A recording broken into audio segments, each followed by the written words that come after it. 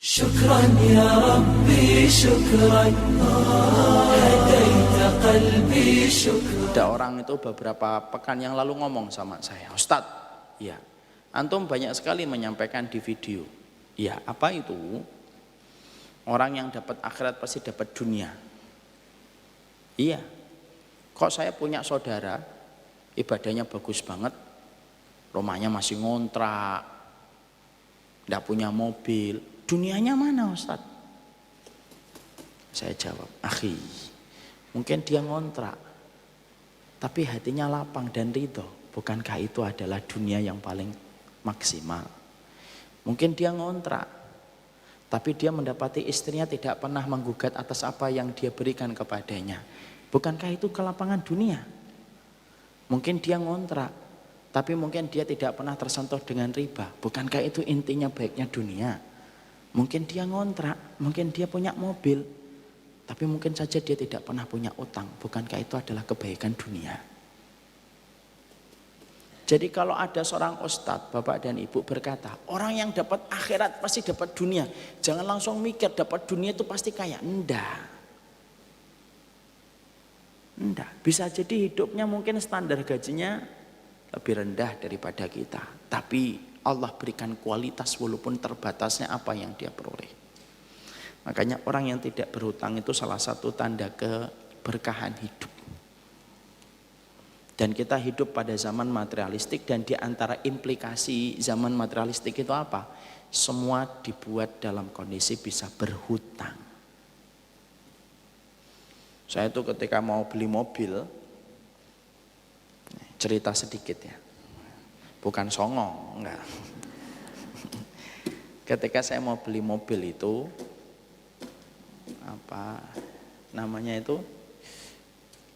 salesnya ya. Salesnya itu tanya, mau yang mana Pak? Insya Allah yang ini. Kredit yang berapa tahun Pak? Enggak, saya cash aja. Oh kredit aja Pak? Enggak, cash aja. Kredit bonusnya banyak Pak? Enggak, cash aja. Tapi kalau cash nanti enggak dapat ini. Enggak apa-apa, kan saya belinya mobil, saya enggak beli payung. Karena salah satu bonusnya itu payung. Saya itu pengen beli mobil Mas, bukan beli payung. Dia disebutkan lah barang-barang ada, audio ada, tapi salah satunya ada payung. Ada payungnya.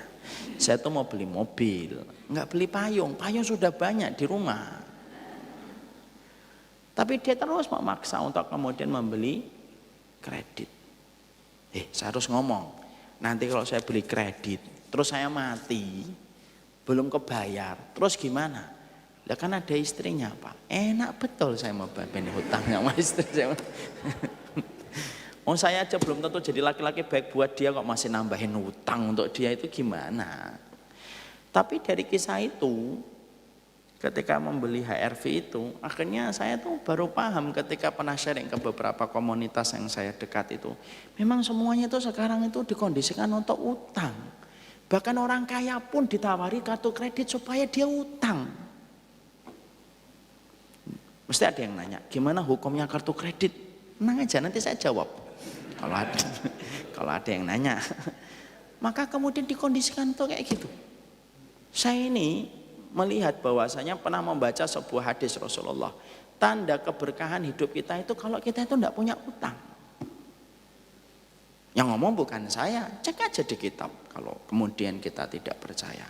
Karena kalau kita tidak punya utang itu hidup kita jadi tenang. Terus gimana kita kalau punya rumah, kalau kita tidak harus utang?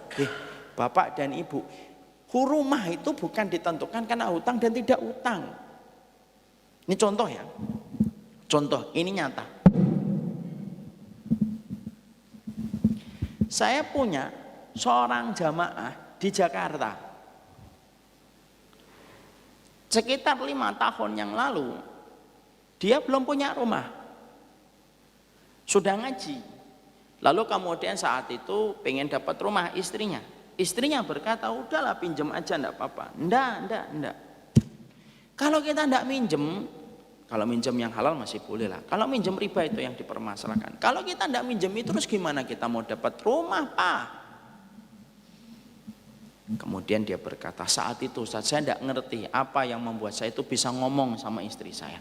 Kalau rumah itu rezeki kita pasti dapat. Tidak bisa, harus ada ikhtiar. Suaminya jawab, ikhtiar itu bukan dari sesuatu yang haram. Terus gimana kita hidup? Ngontrak. Gimana kita ngontrak? Sabar, ngontrak dulu aja. Ngontrak.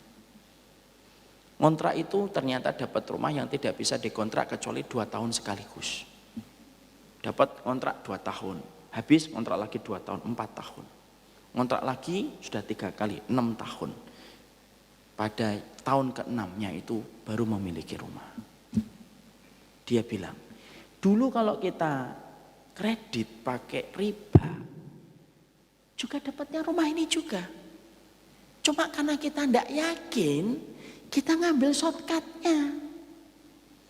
Karena riba itu terjadi apa? Karena pasti tidak yakin jalan halal itu akan mendekatkan rezeki. Seakan-akan yang haram lebih mendekatkan rezeki, yang halal itu menjauhkan rezeki. Ini yang cerita nggak saya loh. Salah satu jamaah di Jakarta. Padahal maaf ya Ustadz, kalaupun 6 tahun lalu saya ngambil kredit yang ada ribanya, ujung-ujungnya juga dapat rumah juga ini, tapi saya tetap juga masih bayar. Sebenarnya banyak saudara saya, mungkin dia setelah bayar panjang 10 tahun, itu sebenarnya dia itu sebenarnya memang rumah itu tuh ditakdirkan milik dia. Cuma karena dia nggak yakin dari awal, dia ngambil yang haram. Prosesnya lama 10 tahun baru dapat. Padahal kalaupun dia tidak ngambil yang riba, itu pun akan dia dapetin. Cuma kita kadang-kadang lebih yakin kepada perkataan manusia daripada perkataan dan janjinya Allah. Wallah alam bisawab. Makanya kalau bisa jangan berhutang, karena itu perkara halal tetapi memasukkannya susah ke surga, itu ya perkara halal. Maaf ya Bapak dan Ibu, sampai orang yang berjihad sekalipun kalau punya utang tertahan dia. Ada satu riwayat yang mengatakan kecuali mati syahidnya di lautan, utangnya nanti akan hilang. Itu pun hadis tersebut riwayatnya masih diperdebatkan oleh banyak ulama.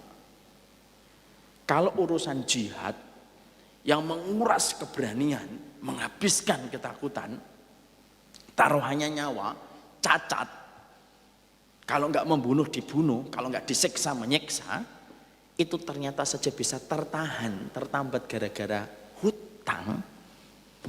Alangkah mubadirnya ibadah kita lalu tertahan gara-gara masalah utang. Kecuali utang yang kira-kira kita mampu membayarkan. Ustaz, saya hutang tapi insya Allah bisa bayar, silakan.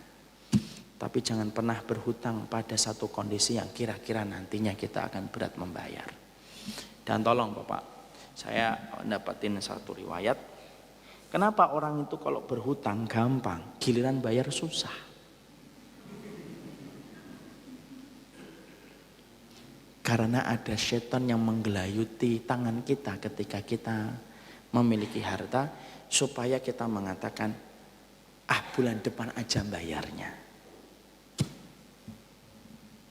Dan ternyata ada setan khusus Pak, yang menjadikan orang itu susah bayar hutang. Makanya termasuk sesuatu yang kadang-kadang orang kan berkata apa? Kalau hutang sama orang kaya dengan asumsi dia itu hartanya banyak, kita mengakhir-akhirkan, itu sudah bentuk kedzaliman. Matul ghani dzulmun. Kamu mengulur-ngulur pembayaran kepada orang kaya ketika dia telah memberikan hutang kepada dirimu, maka itu kedzaliman. Sekarang konteksnya kalau kita yang memberi hutang, kok dia nggak bisa bayar, dia bukan nggak bisa bayar, dia nggak melaksanakan kewajiban, sudah jatah temponya, kita WA nggak dibales, kita telepon nggak diangkat, kita temui nggak ditemui, seakan-akan kita malaikat maut yang menyambut nyawanya. Maka kalaupun dia tidak membayar, ingat ada sebuah hadis, orang yang memberikan hutang kepada saudaranya, selama hutang itu tidak dibayarkan, maka selama itu orang tersebut dinaungi dengan keberkahan Allah SWT. Terus saya mengikhlaskan gitu Ustadz, ya enggak juga. Kalau memang kamu enggak mengikhlaskan juga enggak apa-apa, karena memang itu haknya kita. Maka hutang ini ya tadi,